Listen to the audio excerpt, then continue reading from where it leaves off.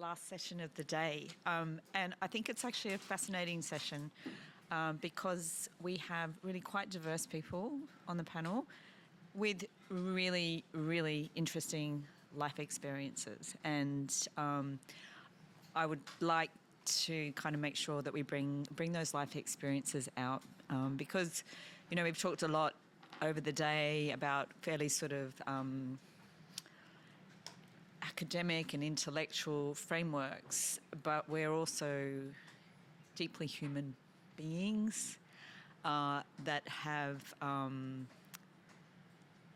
lived experiences that are very diverse, and they make us what they make us. And each one of you, to the best of my understanding, has navigated a unique path, and I would just say, totally owned your dance floor.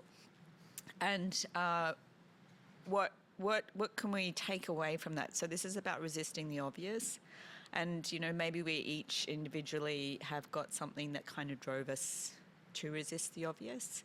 So there is that kind of broader provocation, I guess. How might that be translatable for others who may or may not have that same, push or pull?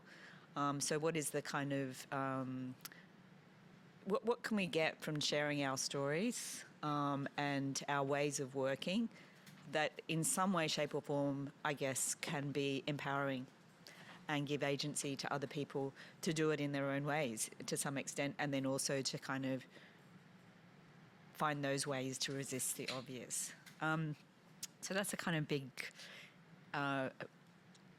sweep over what I'm hoping to talk about today. But who have we got here?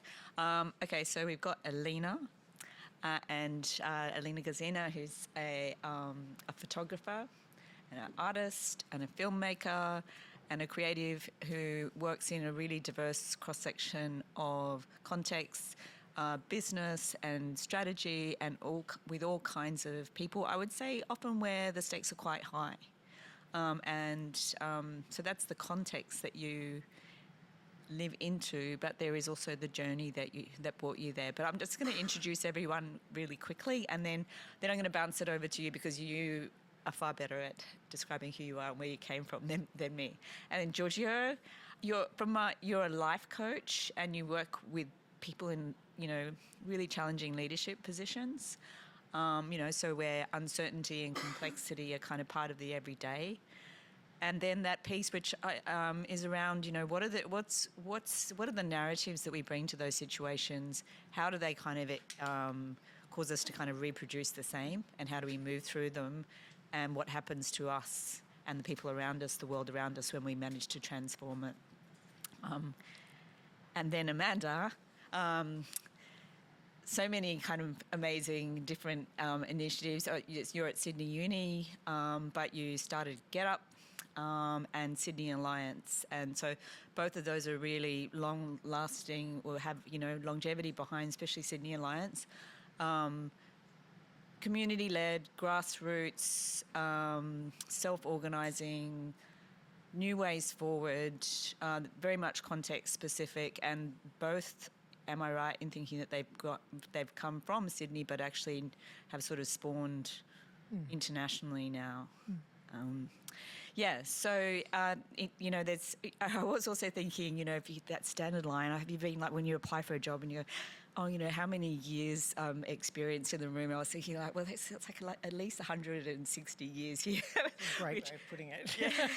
But I always find it a very weird a way of kind of talking about what's in the room now, But yeah, there's such a rich cross section.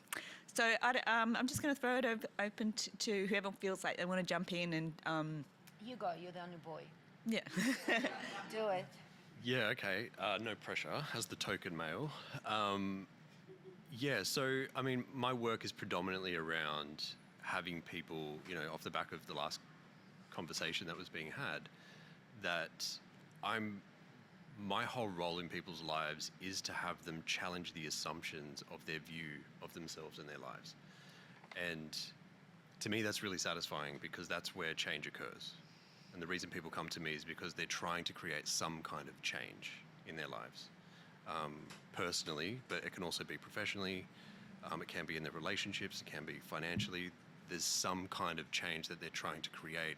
And what I've found through having to try and create change for myself is the simplest or the most powerful leverage point is by questioning the assumptions that we carry about ourselves in our lives. And that was a significant moment of awareness and change for me when I was in my late teens and I got into this work. And then I've just found through conversations with a wide spectrum of people from a lot of different backgrounds, from CEOs of multi-million-dollar companies through to stay-at-home mums and US Air Force pilots that have had to navigate deployment and battles and war. It ultimately comes down to our view of ourselves and our world, and then what ultimately needs to shift in those views in order to create the change that we're trying to create. Because we're all trying to go somewhere in our lives. And so the most profound way I've been able to create that change for myself, and then with anyone that I've had the pleasure of working with, has just been by questioning those assumptions and then flipping them on their head. So kind of principle number one in your practice is to question the narrative or the assumptions that you're bringing into your day-to-day. Yeah. And that's kind of like with us, it's so close to us, it's almost like our skin. Mm-hmm. And how do we kind of wriggle out of it and, start to get a look at how it's shaped, and not to kind of escape it, but to give it a different form or, a way of kind of sitting into it. Can you just expand a little bit on the journey that got you personally into the space? Yeah, it was a very selfish journey. I was struggling with anxiety and depression, and I was spiraled into an existential crisis in my teens, which felt early for me when I noticed that most of the people around me that had navigated anything remotely similar to that were middle-aged or older. And I was struggling quite a bit, and so I was looking for answers. And ironically, I was wrestling with a lot of physical symptoms, physiological issues. And so I went down the traditional allopathic route of scans, blood work, tests, specialists, left, right, and center. I'm pretty sure I paid off somebody's BMW with the amount of tests we did. And they all came back to me and ultimately said, we think this is in your head, which was really defeating at that point, because anyone that's been on a journey like that is looking for answers, and I felt like they just pointed to the cloud and said, it's probably somewhere in there if you want to go have a look. And so that put me down. I wanted to try and take things into my own hands, so I started doing my own study at home on physiology and anatomy, and that kept having me trace back to the nervous system, which was really fascinating. And so I sort of really oversimplified it, but I found that the nervous system was governing the experiences and the functions of physiology in the body. And I was like, well, what governs the nervous system? Well, it's the brain. And so then is there something that sits on top of the brain that governs that? And it kept coming back to the mind. So I was like, what's the mind? Which was probably not the best question to be asking myself. And that put me down the rabbit hole of trying to understand psychology and consciousness and philosophy. It very much got me into theology as well. And I ultimately found that when I was able to start shifting the underlying causes of my anxiety and the depression that I was feeling, I noticed some of the physiological symptoms started to alleviate. Digestive challenges started to calm down. The state of anxiety and adrenaline that I was constantly in started to calm down as well, and I felt my nervous system start to regulate. And I thought, well, this is really interesting. I couldn't draw a direct cause and effect relationship because it wasn't, a rigorous double-blind study or anything like that, but it was hard to ignore the evidence of my personal experience. And so once I had started to see the effects in my own life, I was having conversations with people in social settings.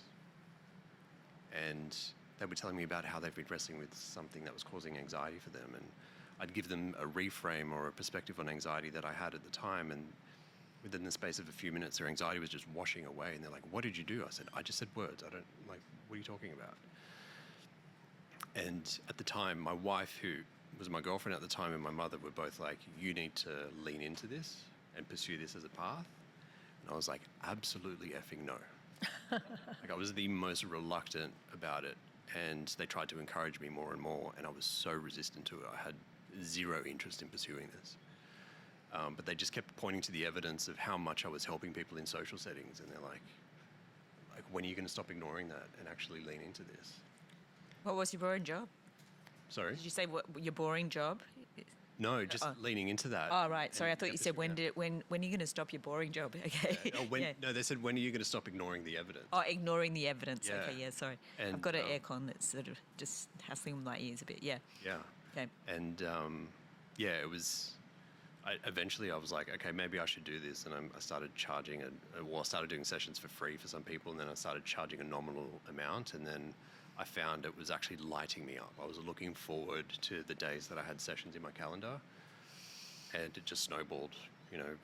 15 years later, here I am, having helped many different people that I thought I'd never meet in my life, and I've been able to help them. Has your anxiety subsided? Has it gone away, or is it still there? Yeah, no, it's pretty much gone. Yeah. So what I find really interesting in turn, then I'll pass it on to you, is that I, in addition to my photography practice, I photograph really high-profile people.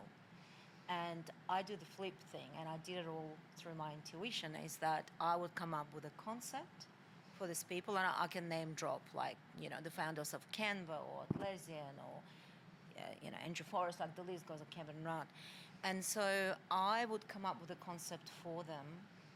I would never check with them or the magazine.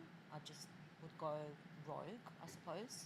And then I never research anyone before the photo shoot. I do straight after the shoot. The minute I finish the shoot, I sit down for a day and I want to know everything about them. But I give them the narrative the way I would always look at their picture. So I know what they look like, and I know roughly, Frank Lowe started Westfield or whatever that is, right? And then I would give them narrative. And it's petrifying in many ways when I think about it in retrospect, but in the moment you're so mad, you don't understand what you're doing, but you are giving a narrative, a whole narrative to a very famous person that is condensed in one image that goes on the cover of a magazine that the entire country will see and will judge me, the magazine, and that person. And now that it's all digital, it stays out there forever. So back in the day, if your shoot was bad or something happened, everyone kind of forgets. Now nobody will forget. So, and I think what was really interesting for me to discover out of that session, out of these experiences, is that these people would then send me cards. Well, not them, they're EAs. And that pretty much everyone would say, thank you for giving me the gift. I've never seen myself that way. I never knew that I had that gift. I never set out to give them anything. For me, it was just a vision, just a story. And I didn't realize until I started getting these cards is that you could be famous, you could be rich, but the narrative that you have created from your childhood up until now, it stays with you. And then someone comes along and visually does the transformation of you and puts you on the cover of a magazine, and you like the you that you've never seen. That is really profound, which I still don't have a good image of myself, unfortunately.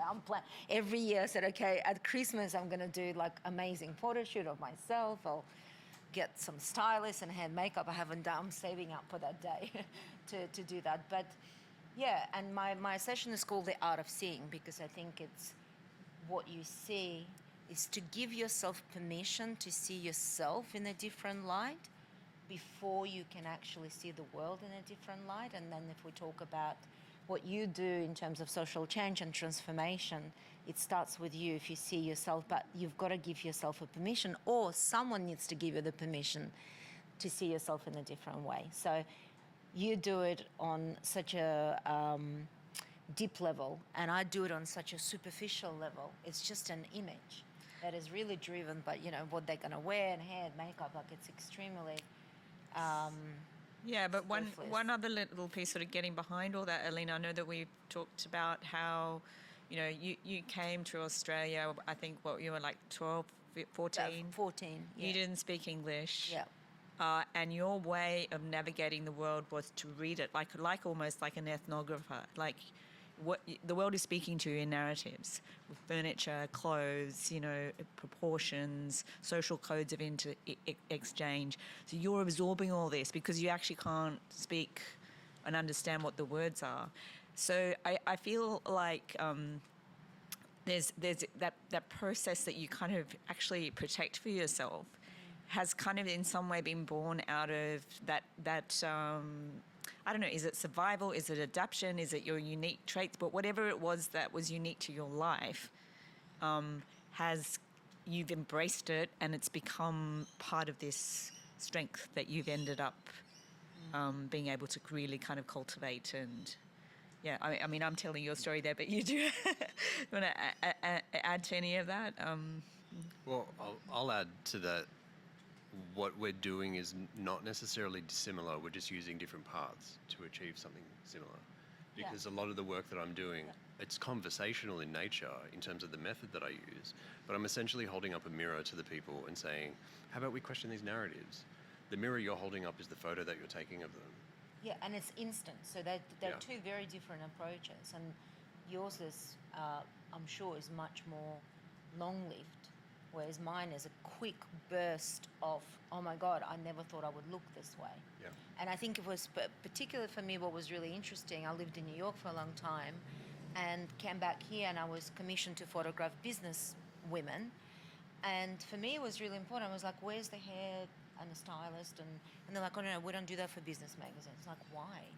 We already know these females are smart, right? And I photographed Christine Lagarde when she was the head of IMF, and I went to Washington D.C. to photograph her, and I'm a big obsessive person about geopolitics and history and politics. So for me, Christine Lagarde was always this woman. This is before all the controversies, and I obviously, being European, I love the way she dressed. Right, and then I come back here, and our society, and what Scott, you were talking about in your previous version, it's like society says this, and it's like no, the society where I come from in New York doesn't say that. You could be smart, and you could be feminine, and you can wear a short skirt, and you could run and be a CEO, and so that push is what I'm really proud of. Probably people ask me, what's your proudest moment? Is bringing that to Australia and really pushing and photographing business women and adding the layer of narrative of beauty. And so, I think they're two very different approaches. One is a very quick push, and the other one is you're doing the deep, long work. But you're probably doing the longest work because you are at university and you're really changing and transforming societies. Well, I don't think it's a competition. We all need to do our thing. But actually, just share some of my story. Like, I was going to frame some of my story in terms of the resisting the obvious, because I wasn't initially going to do social change. I was going to be a lawyer.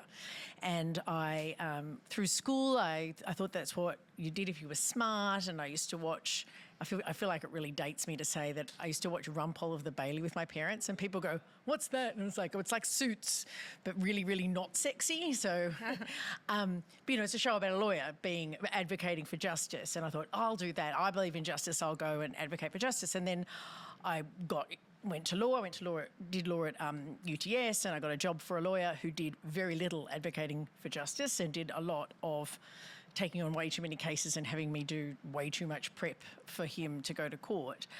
But then, and that was the obvious path for me until I had a psychosis in the second year of my university degree, spent 2 months in hospital, was diagnosed with bipolar, and everything about my life changed. And that, mental health issues hit the best of us, and I too was going through a massive reflection about what the purpose of my life is. It relates in some ways to that question of limits that came up in that in the previous panel. Like Soren Kierkegaard is a philosopher. He talks about the idea of that we're all limited, but instead of going that limits are bad, he says no. Limits are great. Limits provide the basis for prioritisation and for you to identify what you really want to do. And so I, at 19, decided to rewrite my life story, and that I was going to go make a difference, that I believed in justice. I was just going to go do that instead. I did finish my law degree because I was very dutiful, but I never practiced law. I got involved in the student movement. My dad only went to uni because of free education, and have been involved in different forms of social change ever since. Cast forward, I set up lots of organisations, I've done lots of stuff, and I've researched social change now. I have bipolar, and so sometimes the extraordinary pressure of making big social change has taken a real personal toll on me. And this paradox that has been described, right? Grace Lee Boggs and Gandhi, they talk about, change yourself and change the world as being these two parts of the puzzle that are connected, that you can, change the world, but actually, I was doing a lot of world changing, or trying to, and it was burning me out, it was breaking me apart. And I have learnt over time, maybe in not dissimilar ways to what you described, Giorgio, to find a way. For me, it's never balanced. For me, it's paradoxical. I have bipolar, it's highs and lows, right? I'm forever negotiating and renegotiating what might look balanced. It's like I'm riding a wave that's not just because I've got cool style. It's because I'm constantly adapting to the environment that's around me to be able to hold myself steady. I feel like that's how I live my life personally, because that wasn't my only psychosis, my 19-year-old psychosis. But I've been able to hold that in myself, and in learning how to hold those tensions and navigate those paradoxes in my body, I have learnt also how to see social change as paradoxical, and to seek to teach and build an understanding and a practice around how to change the world or make a difference, is the phrase I use, that is perpetually navigating, right? There's no silver bullets, there's no magic solutions, there's no clever person who comes along and tells you they've got the answer. That's all bullshit. That's an academic term, by the way, and I've done a lot of study to know that. But what there is the constant capacity to act and then to change, to think, act and reflect, to build a practice that is sort of like a muscle that you get better at when you try, and to always see each person, to see the agent of change begins with each of us and then builds out to our tribes, to our organisations, to the people that we work with. So there's us as change agents and navigating these complex scenarios, intimately and at different kinds of rhythms, if you like. But what are some of the kind of practices, I guess, that you do, and ways that you might kind of resist what's familiar, the day-to-day. I'll kick off with just a little bit of what I do. I've talked over the day how I hate offices, and that came out of me just growing up in Canberra, and that kind of dormitory suburb thing where everyone went to their government office. The suburbs, well, they were great for teenagers because we could do anything really, but they felt really dead. And when I started getting to the point of careers and what am I going to do with my work, I just thought that felt like a death sentence to me, to be participating in that kind of lifestyle. And it was, that's a personal thing, but I reckon a lot of my life is about resisting getting sucked into that 9-to-5 cycle and the office, and not, and long hours of sitting. I've got things in my family, genetic history or whatever, that mean that I don't think it's the wisest thing for me to sit down for a really long time, physiologically. So, I feel like my body might be telling me those things, but it also, there are a bunch of other things that draw me to that. I equally know other people who are quite happy to sit down for hours and it doesn't bother them. But that impulse, for whatever reason, has been part of a sustained influence that has caused me to resist lots of different things. So I'm just kind of curious, what are some of the things, the threads in your own practices and your own day-to-day that where you feel like you might be resisting? Do you want me the to familiar? Start? Sure. I can start. I'll answer it in a slightly different way. Is like if we're talking about change and breaking. My first career was I was at PwC, PricewaterhouseCoopers. I was in tax law, in banking and finance. So, I mean, you know, we were like the losers at any Christmas party. Like the worst people were the auditors, and then there was the tax people. Nobody ever wanted to talk to us. And I was there for like 2 seconds, right? And then I left, and then I went to UTS, and I did a postgrad in media production, and then I became a photographer. Now, I never studied to be a photographer because I went, oh my God, if I had to answer, you know, it was a very male-dominated, and I love males, by the way. Like, I love males. So there's nothing, I'm not a tree hugger, I'm not a male hater, but I went, there's no fucking way I'm getting into the photography industry and I have to carry like photography back to some guy. If I had to do this, I'd rather stay at PwC and at least make nice money, or, you know, as my mother wanted me to go into mergers and acquisitions. She's like, either become creative or go into mergers and acquisitions, but my only child cannot be at PwC. It's disgusting, you know, that was her take. So it's like, they just, like, it's terrible. They have no style. So I never studied photography, and then somehow I came because I did not want to follow that traditional path, and mine came because it was a very male-dominated thing, and the work was very rudimentary. It wasn't smart. It was like if you were to assist on photography sets, you're carrying someone else's equipment, right? And so everyone told me that I was insane, that if I wanted to be a photographer, I have to do the traditional way. I've got to assist and learn. But I think what happened is that, and there are a lot of bad things that I didn't do that because maybe it took me longer to learn the technical aspects. But then, because I did tax, I knew how to read books about technical stuff, and I was fine. I was highlighting just different things. And so what it did, it pushed me to really hustle and to get the business up, because I treated it as a business. I was like, I need to survive, and I did everything to get my first commission. So I worked really hard at home, learning the photography knowledge, like what's an f-stop, like actually getting very, very technical at home. But then in terms of traditional pathway, I didn't do it. And then I look at so many people that were amazing assistants, but they never made it to be a photographer.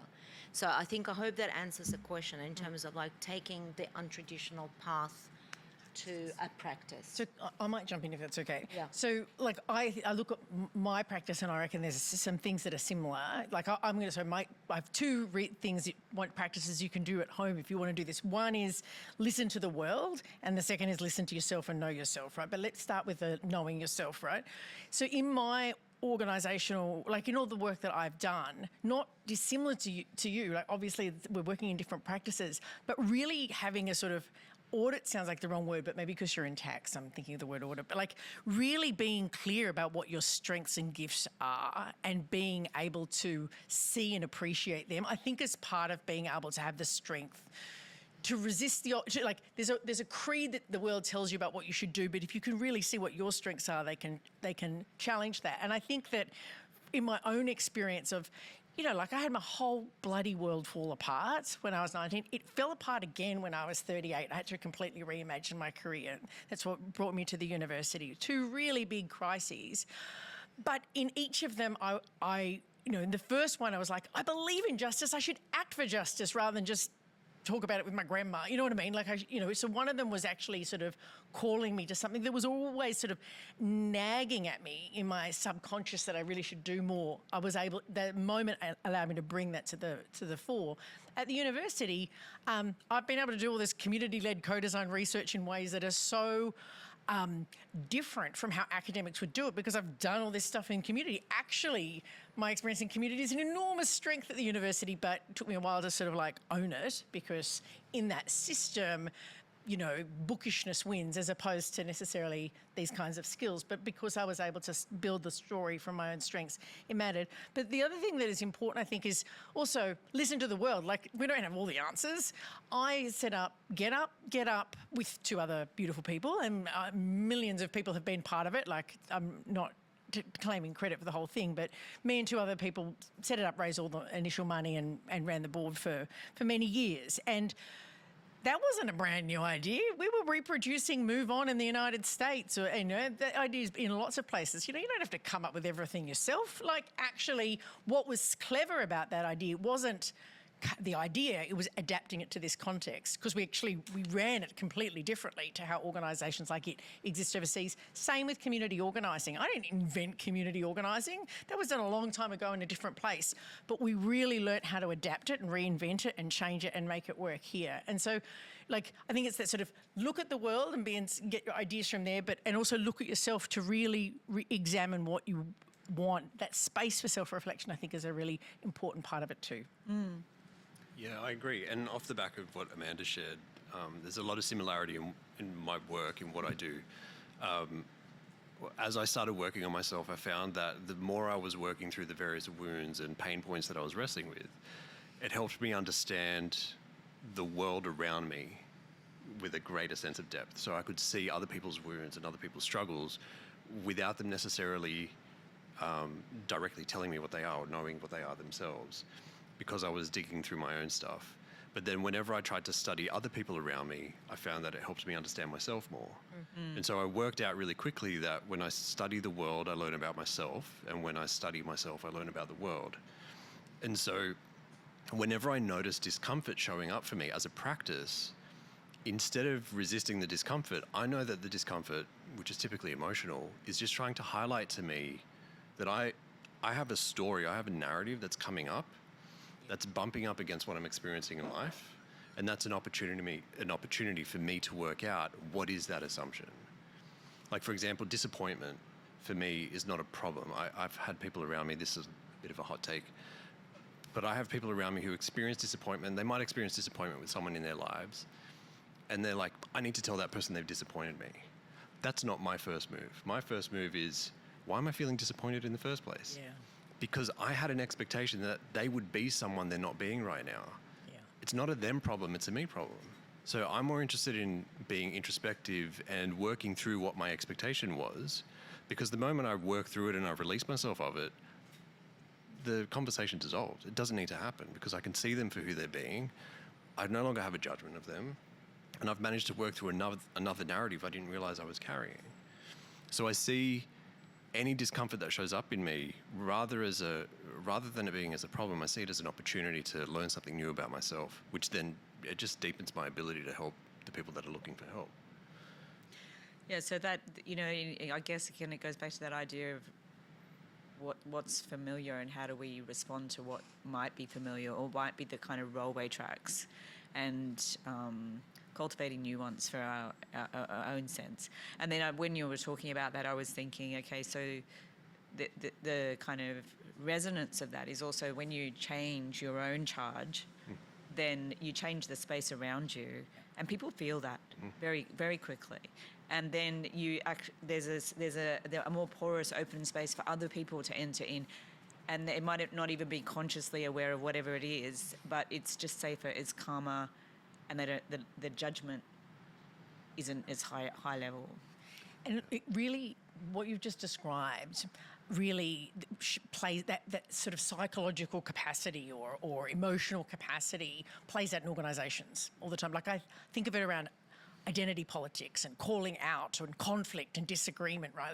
There's often thinking the obvious is often that we've got to tell people when they're wrong, and we've got to have these debates, and we've got to call out people when they're saying the wrong thing, but actually resist. There's actually great power in resisting that script and recognizing if there's a flame inside of us, that doesn't mean that I need to throw it at everyone else. That actually there is something there is a space between us to learn. Like, to me, those strategies, when they're brought alive in the context of difference, when I do a lot of work with different cultural communities, right? We have lots of different opinions about lots of different issues between me and them in those communities, but we don't seek to prosecute our different opinions. What we seek to do is understand how everyone came to those opinions and the journey that they've been on, and also to understand that more, like to understand difference is an opportunity for us to learn rather than discipline.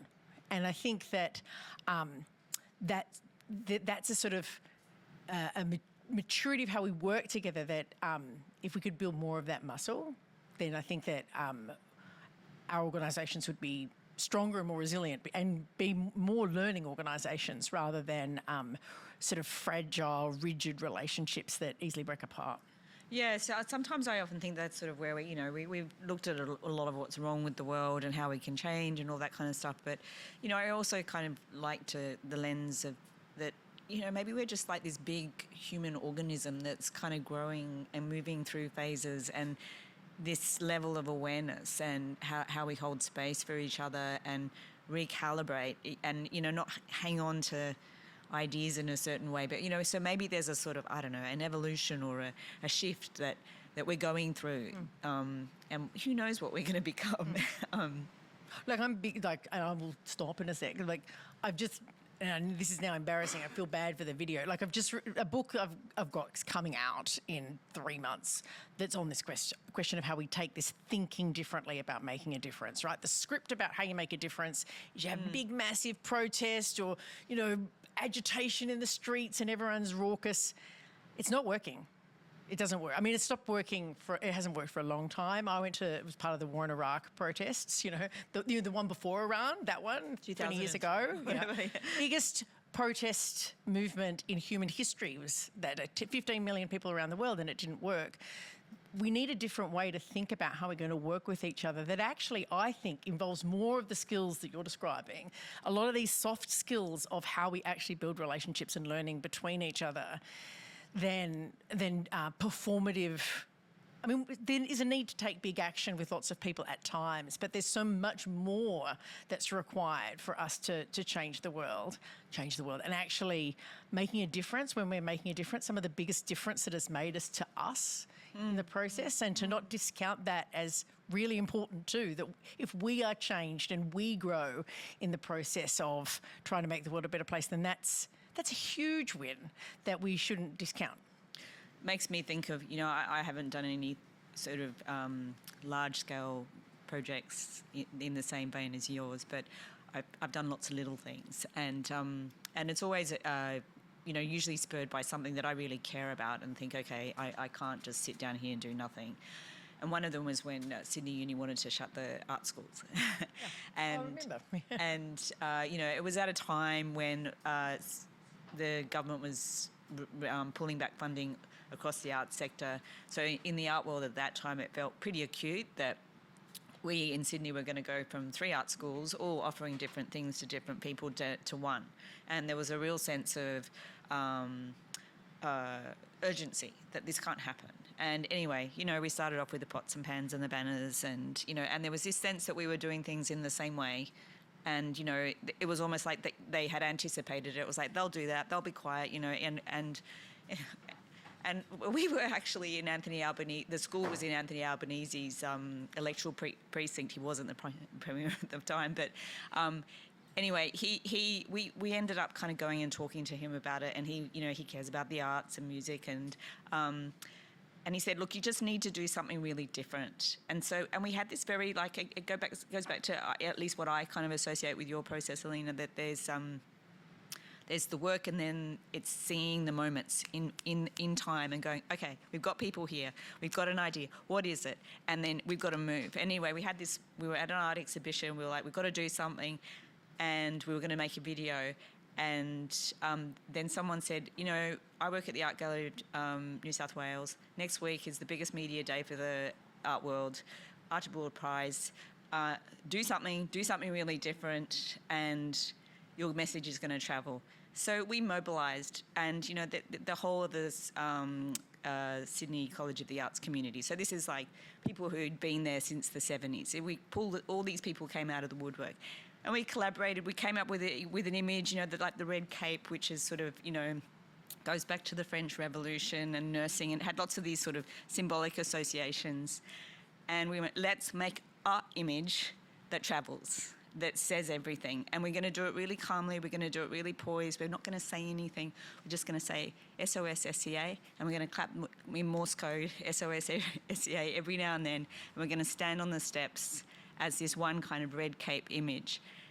And Anthony Albanese said, that's great, because that's really different. I can use this.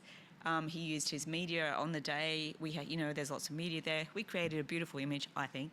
What was the image of? It was there was about 400 of us on the stairs, tiered on the stairs, all in red capes, in front of the New South Wales Art Gallery, and just these white, very cleanly cut, not hand cut, laser cut image letters, reasonable size, saying SOS SCA, and that was it. And so he put the images and our story into his media machine. We had other people there who were, internationally represented. That story was across the country and international by the end of that day. And that sounds great, and it was lovely, and it did help Sydney University reverse that decision. Great, but that's not the only piece. There was years of work afterwards in negotiating what happened with that, and then. But the beautiful piece was the collaboration and the way that people came together, and the kind of all the skills that, if it had been a commercial thing, it would have been hundreds of thousands, if not millions of dollars of intel and expertise that all were poured into this very compressed window of time that probably, if it had been a commercial production, would have taken a month, all because there was this kind of drive. And 10 years later, we still all feel really good about it. So, that's part of it. It's like, and the school was saved, but it was much smaller. There's a lot that's changed. There's a lot that didn't happen. But there is that sense that, small things can be transformative, and we still have these bonds that exist way beyond that moment in time. Yeah. I think it goes back to, I feel differently, and I don't know how you guys feel now that I'm older. So throwing fires, I now throw them. It's not you, it's me, no longer. It's like, no, it's you. It's never me. So I'm changing the entire narrative because my whole life was, everything is on me. Everything that I have in my life, I don't have in my life, is on me. I've always blamed myself and held myself responsible for everything. And I think the problem is, if we're talking about, this is a really great example, if we're talking about system changes and transformation, right? We become so risk averse not to offend the other person. It's always, I'm exaggerating here a little bit, but, and so what happens here is when you bring narrative to a desire to throw a fire, right? That's when change happens, because there's this collective fire that has the guts to say, no, it's not me, it's you. And then you are able to tell a narrative through an image, which I think is, that's my shtick, is an image. And also I think my other shtick is that I think if a text person from PwC could be creative, anyone can be creative.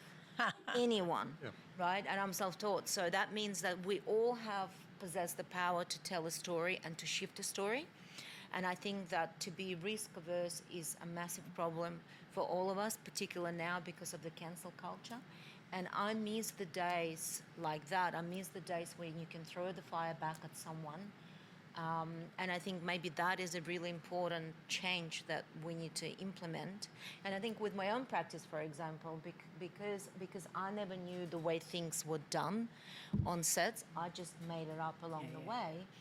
And I kept saying, no, it's like, what do you mean they have to look at my concept? No, it's my concept. No one gets to look at my concept.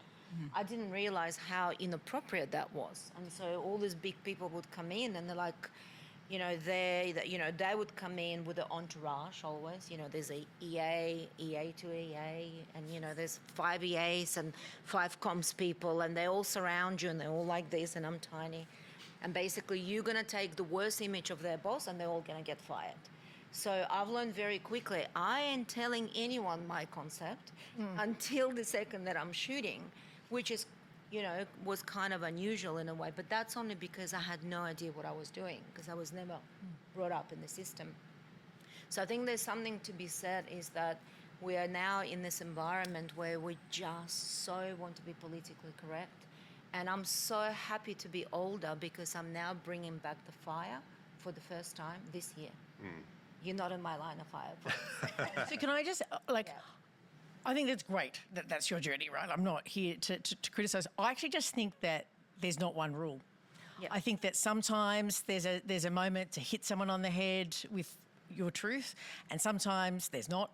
and sometimes like that we should relish in the nuance of making active decisions about what to say and when and how to say it, depending on the context.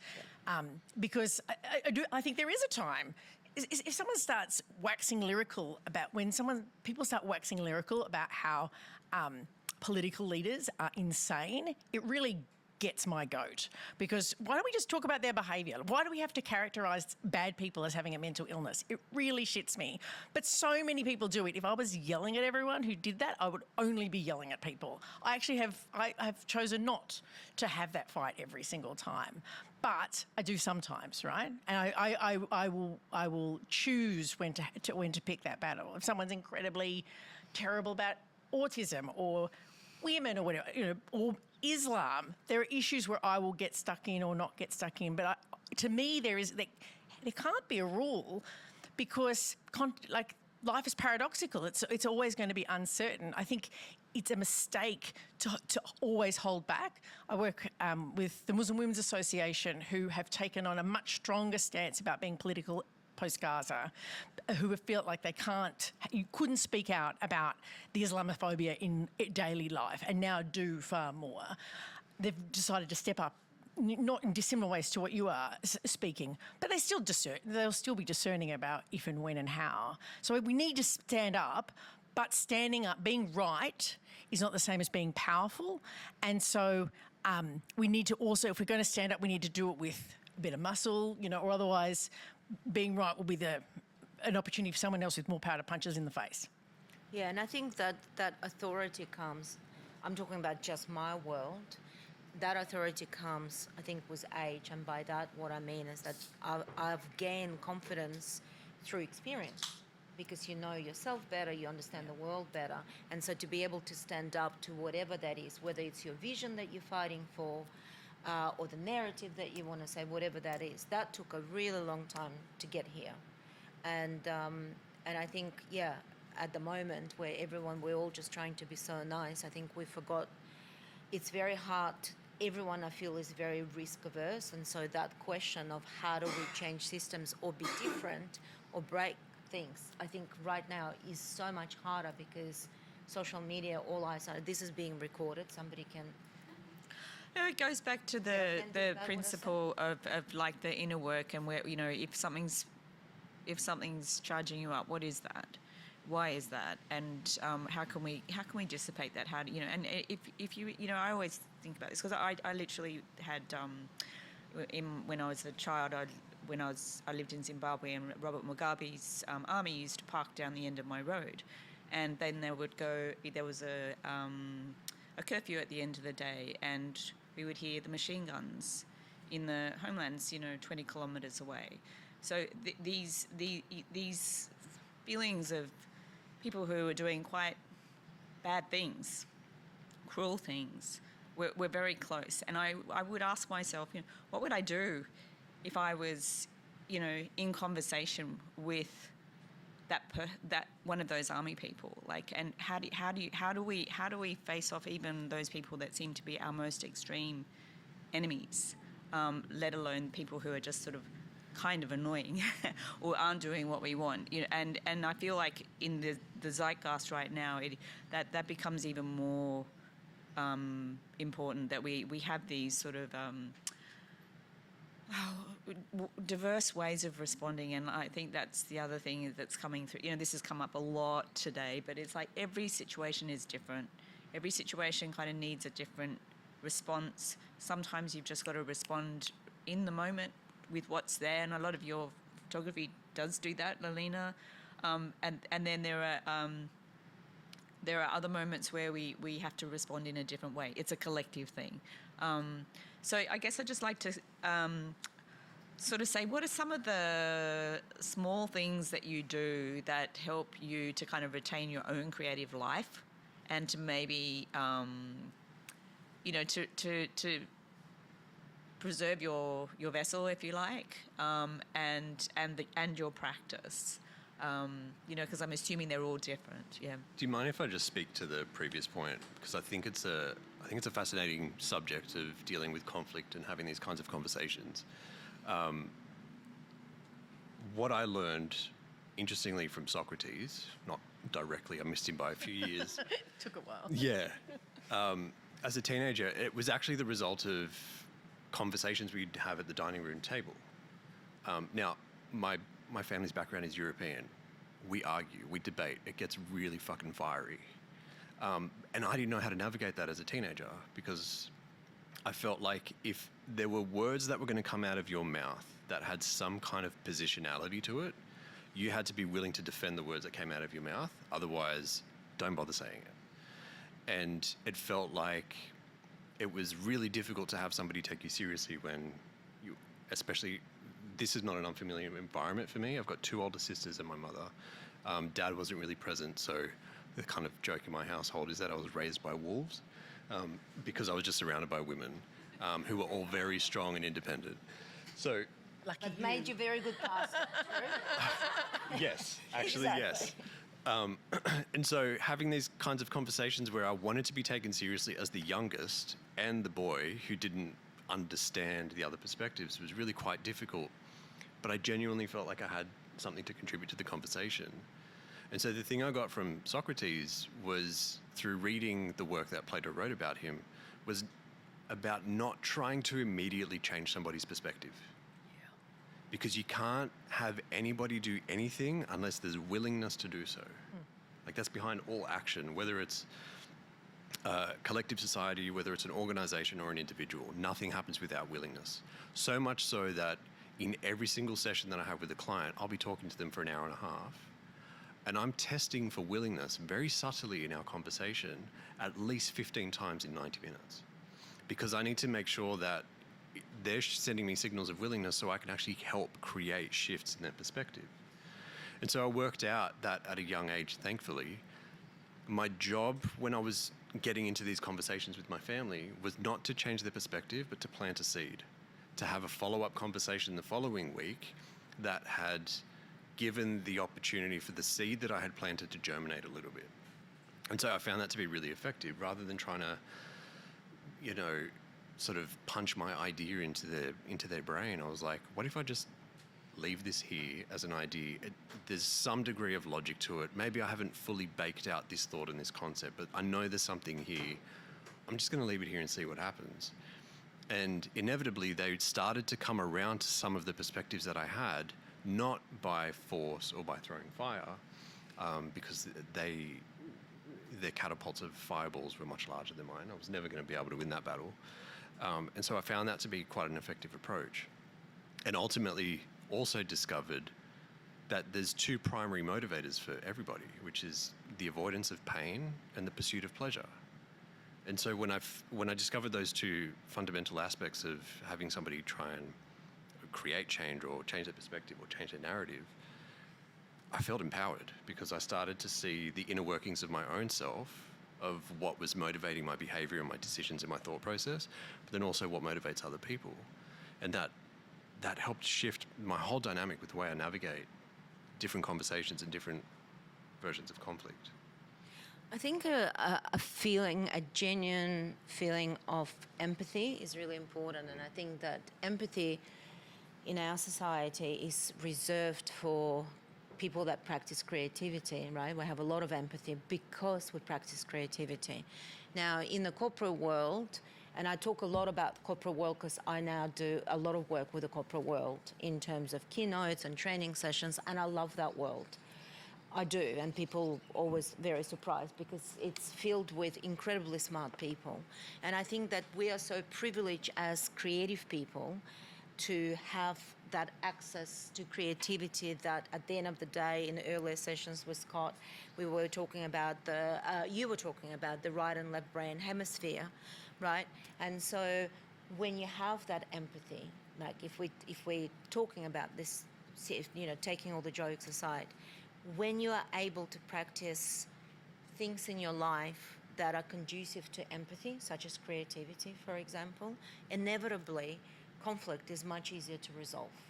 Yeah. Because empathy is such an incredible asset that our society simply does not cultivate.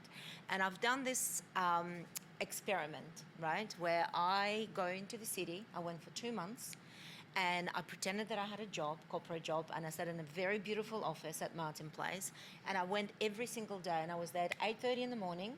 And it's like, you know, I love dressing up, clearly. So by the time I left the house at 8, I was exhausted because it's like hair, makeup, you know, high heels, and then flat shoes, and then lunch.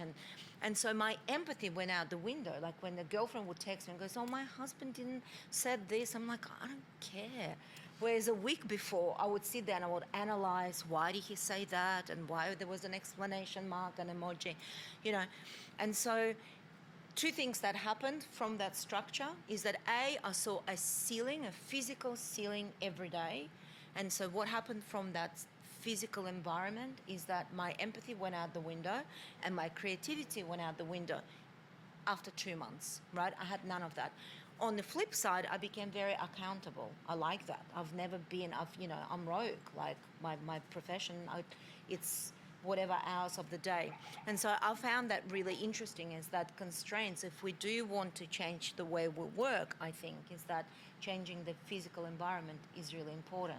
And how do we create an environment, physical environment, no matter what work you do, that actually has that creative aspect, which then gives you more empathy within you, which then I really truly believe gives you the tools for conflict resolution in a much better way, not throwing fires. Yeah. You know, so, and when I shot Scott Farquhar for the cover of AFR magazine, that was about his new building that is being built. So not his, Atlassian's new building being built across from UTS. That is, you know, their policy is you can work from home and remotely 100%. And yet their capacity at their Sydney office now is almost at 100%. None of them have to come in. They all want to come in. So you can imagine the new building, which will have open space, creativity, will be so conducive to a totally different way of working.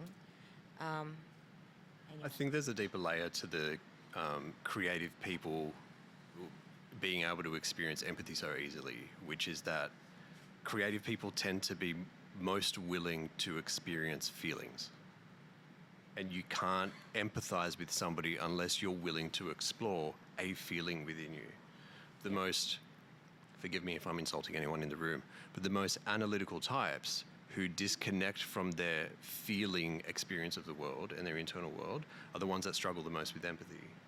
And it's not that they don't have the capacity, it's just that they've either learned that it's not safe to experience feelings, or it feels overwhelming to experience a feeling, and so they disconnect themselves from that as a way to feel safe again within their body. But then they become what becomes described as left-brained and very analytical. Creative people generally, I came from a creative background. Before I got into coaching, I was pursuing a career in music. Like it was a very different field. You look like a musician.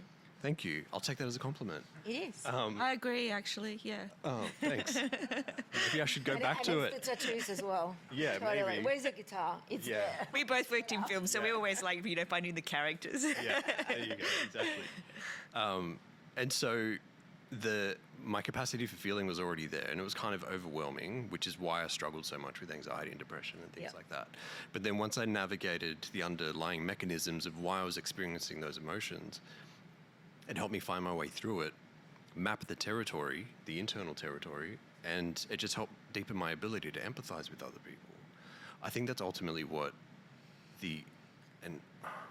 I use the words empathy and understanding interchangeably, because that's ultimately what empathy is about. It's our desire to understand somebody across the table from us, whether it's somebody or an organization or a political party or whatever it is.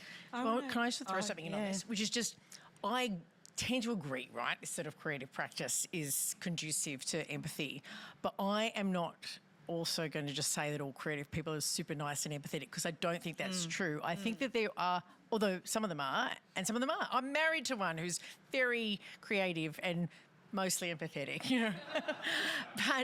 but because I think that there are practices that are distinct from your traits, or your personality types or your interests, that even the most analytical people can learn, and even some creative people don't have, that are useful for this kind of for empathetic practice. So in community organising, we do this thing called a relational meeting, and it literally teaches people how to have a one-to-one conversation that is empathetic.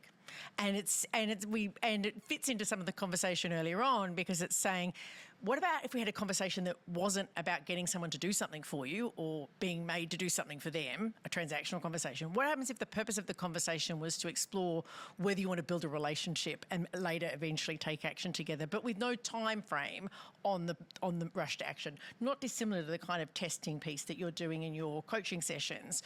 In these conversations, you're sort of testing and exploring for what someone's interests are, what are their passions and their things that drive them. And it's a conversational method. It's not a script. It involves lots of why questions. You tell me something, I say, oh, why? Why did you do that first? Who inspired you to do that? It's this journey. There's a whole thing to it, right? Like, we could have a different conversation about it another time. But I also think that those qualities are not... If more people were slowed down the process and explored, like, just got to know each other better before they started rushing to do stuff together, we'd be in a better place. Like, I'll just think, just my university is a good example. Like, someone wants to do something, calendar invites go out, people are enlisted into a meeting. It's like, do you even know if anyone cares about this topic? Do you know if anyone wants to do this? People come to the meeting, everyone's got their own opinions, a fight breaks out over... It's like, this is just incompetent, right? Like, if instead of doing that, organised a person, just went around, had some chats with people, canvassed their interests, and then assembled a group out of that, would have taken longer, would have been 10 times more effective, right? Like, relationships are not just for the sake of relationships, right? That's a private life thing. Relationships in public life are to build the power to act. But that's not sort of like a brutal power. That's a sort of collaborative, creative capacity that we need. But actually tending to those relationships before we immediately rush to action is a practice that enables us to sort of do things differently, to cultivate empathy, to work in a different kind of way. Yeah, Yes, this is getting to... do you want to go? Sorry, I was just going to add that I think that ultimately comes down to the somewhat philosophical question of, an existential question of why. So I've had clients come to me saying, I've got this a CEO that's got this proposal that they want to go to a partner with, and they're like, this is what I'm thinking I'm going to do. And my immediate question to them is, why would they want to do this? Yes. What's the point of this? Exactly. And the immediate focus is they're looking at what can they get from the deal rather than... What does the other person want that I can meet them with? Right. And why are we doing this in the first place? Like, what's the point of this deal? Like, why are we even pursuing this as an opportunity? Because people aren't slowing down long enough just to ask the question of, like, what's the purpose of this? Why does this need to exist? Yep. And so I think that question, honestly, is underrated across all areas of life, of just asking the question of, like, why? What's the point of this? What are we trying to achieve here? And I think it can influence... like protests. Like, why are we protesting in the first place? Is this the best? And by asking that question, it then informs the question of, then, is this the most appropriate form to be protesting? Is there a more effective and efficient way for us to achieve the same outcome, or wake up some kind of willingness in the people that we're trying to make aware? Yeah, I mean, I think protests can be a form of a conversation, actually, and you're mobilising different kinds of, it's, say, that SCA example, I do feel like it was actually a symbolic conversation, and I think a lot of... They're about a relationship.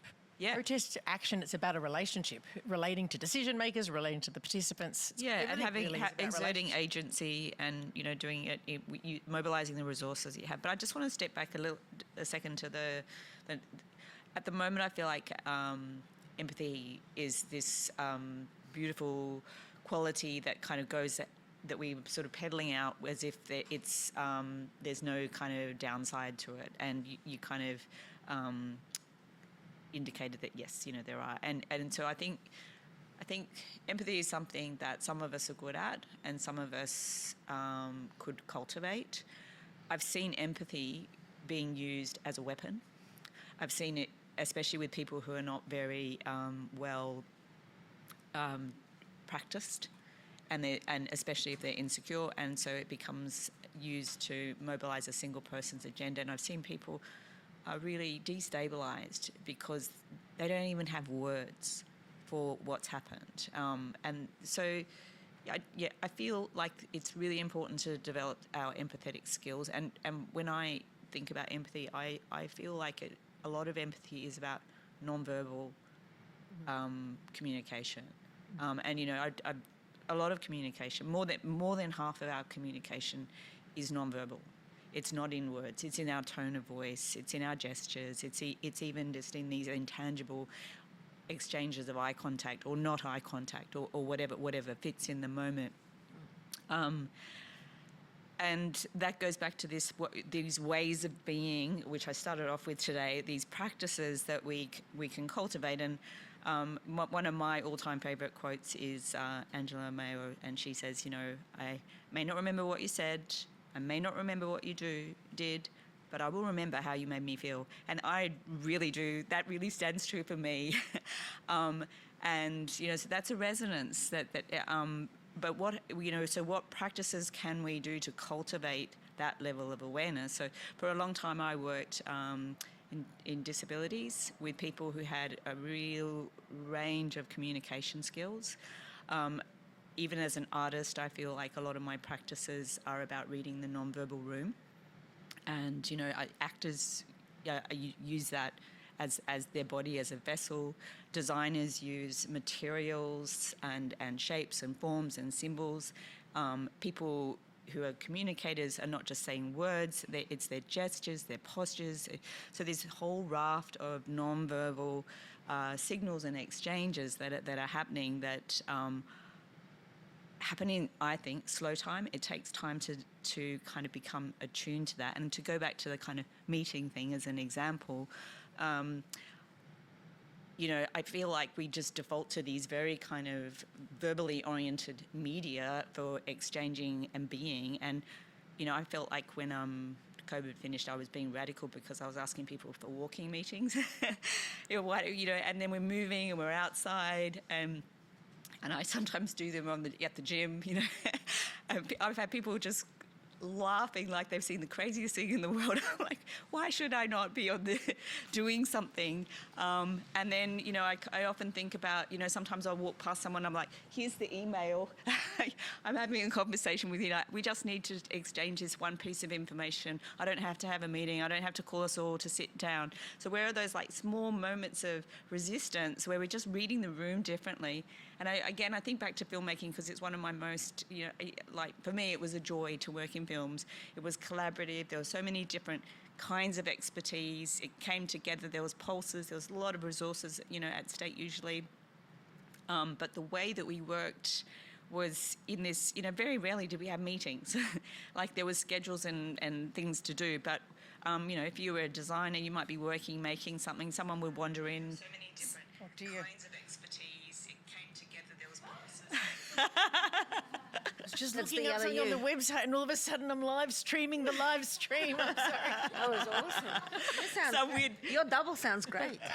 Yeah, some weird feedback loop. Yeah, it's double amplify what I was just saying. But yeah, so this you know, like, what are these practices that where did the meeting come in, you know, and occupy our whole lives? And, you know, are there not other ways that we can connect as humans? And, you know, and a lot of it is, you know, to go back to the filmmaking example, is there was a context there was materials, there was people, there was all this information that you picked up in 5 minutes, and you just needed to walk through the space. You knew who they were. You got half, you know, what you needed, and you walked out, and then somebody else would be there. So, for me, the moments of resistance are about, you know, working in different ways. We are getting close to the end. Yes, Alina. Can I just quickly say about the filmmaking? So I've spent many years on film sets in Australia and the States. So I would shoot campaigns for, let's say, HBO would have a TV show, and then we need to create the campaign. So the billboards that you will see, or if you get on Netflix and you see lots of little pictures, which film do you pick? Sometimes you follow the director or the film, sometimes you just go for the image. And so I think what's really interesting in terms of working differently, and you and I have had this conversations many times because we've both been in the film industry and work, and again, if you translate it to the way any other area of our life works, whether it's education or corporates, on film sets, you have all of these people that don't know each other. We all descend onto a film set. We're talking about 200-300 people, right? We all work in silos, but somehow we all manage to work. And what I take away from that is that the less contact humans have, the better off we are.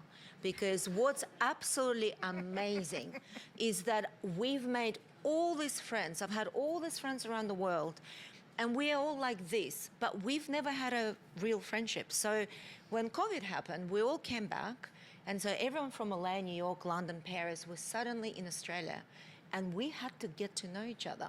And we were like, but we're best friends. But this I did not expect to see in you, right? So what's really interesting, if you then transfer that to the way we operate as societies, particular at work, I love the concept of less contact, the better. We descend into these big projects. We know each other superficially. We all like each other. I mean, everybody likes each other on film sets. Everybody Mostly. Mostly. Half of them have sex with each other. Like, it's great, right? A few marriages here and there. But at the end of the day is that you don't go deep into the relationships. You're there to deliver a project, and you trust each other. There's empathy, because I think it's a creative environment, right? And then you go away and you don't really see each other. And I think it's I think we all should work as film industry and sets. We come in, we do projects, we go away. And then we all kind of like in love with each other, because we don't get to see the real us. And there's something in it to it. I don't know, I think it's beautiful. No, but that is a little bit how community works. Like, you know, there's studies around neighbourhood and density in apartments and all that kind of stuff. And a lot of it's about the frequency in which you contact someone, how many meaningful relationships we actually can sustain. So there's a different, and maybe these like 9-to-5 jobs actually are asking us to sustain so-called meaningful relationships in a way that we can't. But also there's a difference between public relationships and private relationships that's worth clarifying. Like, I mean, I do think that we can, I mean, I'm not on film sets and I don't know that space, and I imagine having transactional, like lighter relationships probably makes that work well. In civil society organisations, I do think people having a deeper understanding of people's interests helps hold the glue together, but not so tight that it's like a friendship, because when everyone's worked with their friend, and then the minute they need to hold them to account because they didn't actually do the thing they were meant to do, like, public and private are important distinctions. I guess is what I'm saying. Like, I think it's useful for us in public to have strong relationships where we really understand what drives each other, but they need to still be relationships where there is accountability, where if you don't do what you said you were going to do, I'm cool with actually holding to account, as opposed to thinking like, oh my God, you're my best friend, and if you don't like me, I'm just going to be, that's a problem. And at worst, it gets abused, right? It can turn into power over and toxic abuse. That sort of when things become too private. But I just thought it's just worth sort of throwing in the sort of, yes, relationships to an extent, right? Like, there are still boundaries there. There are boundaries that are worth observing. I mean, I've got a nuance to add to what you've shared, and I've also got a hot take on what you've just shared. So, you are such a personal coach. Yeah. So the nuance, I would say, I mean, I wouldn't do very well on a film set, because I wouldn't do great with having sex with that many strangers. No, just let's You'll be correct that. fine. Not everyone does that by any long shot. Yes, that's a disclaimer. I'm more than happy to have the clients that I've had who have worked in Hollywood, but I won't be the one working on set. So I think what you're alluding to is that everyone's being intentional. Like, they're working towards a common intention of, because that's what a film set is. Like, everything has been thought through, everything on set. And short term, so Right. any conflict, Time, you know purpose, yeah. that you'll never see that person again in 3 months' time. Right. So everyone is holding it together. Yeah, So that because short term is a. But your relief. relationship does, not your relationship, your reputation does actually travel well Stay. past that. Yeah, Right. you're only as good as your last shoot. yeah, exactly. Which isn't dissimilar to organisations, because whether it's a project or whether it's the entire mission of the organisation, there's an intention there. Otherwise, we've got to ask the question: why does the organisation exist in the first place? Which was, brought up in the last discussion of, we've got to ask what's the purpose of a policy? What's the purpose of an organization? What's the purpose of this person's role in this business? And the moment that gets threatened, suddenly everyone's fighting for budget because they want to make sure that they've got, tenure, or they've got their position for the next 10 years. But it's ultimately distilling down to the question of why? Why are we doing this? Why does this exist? Why is this candle on this shelf in this shot? Because there's an intention behind it. There's a story that they're trying to tell. And I think that's what brings collective groups of people together, is that they're uniting on an intention, whether it's a non-verbal intention or it's a very verbalized, indiscreet intention. I think that that's what tends to bring a union within, not in an organizational sense, but it unites people together. And I think the why is really, to me, another way of saying this. It is that having the guts to throw that fireball back at someone and say why. That's the whole point, is that we've got the beauty of getting older and having experiences, that we have the guts to ask why. It's the ability to throw the ball back, or the fireball back, and to question things and not be so scared that we're going to be the one odd out at the table conversation. So that risk aversion, I find, and that's what's really interesting about, I think, photography sets, is that I can't care what 10 million people are going to think about my image. I care maybe if it was just this audience, because we're confined to a room, 4 walls, a ceiling, you're so close to me, I can see your tattoo, I know about your pastor and your mom. I'm like, if you're not going to like my image, what's going to happen? But once it's out there, you remove the ceilings and the walls, and it's out there for the world to see. You don't care. So that risk aversion just goes away. Yeah, it's like letting go of control. Yeah.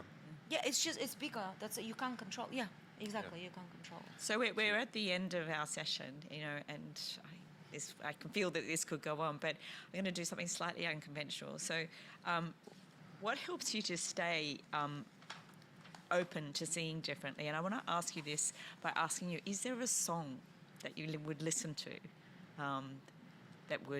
or a piece of music? Well, I actually don't even know what song it's in, but there are 2 Leonard Cohen quotes that I have on my wall that have been really important to me recently. And one is, through the cracks, the light comes in. And I feel like that's very significant in terms of my life, because I've had a lot of breakage in my life, and those breakages have been the opportunity for space.